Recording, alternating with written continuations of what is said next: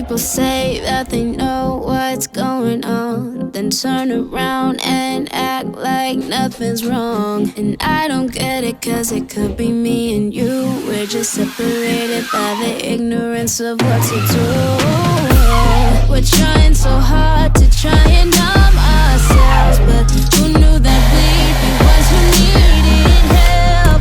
We don't know what it feels like to live in love, cause we are the ones who treasure the pleasure.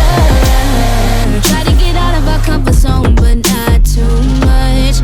It has to happen to one day before us to just get up. No, I don't even get it, but I know we just gotta quit it. Cause while I'm sitting here singing, I know there's someone saying we can't give up, no. We can't get through this. I know it's hard, we gotta try and trust that God will heal again. God heal again. God heal again. Heal again. The greatest commandment's to love our God. The second one is to love our neighbor. Somebody please tell me where we went wrong.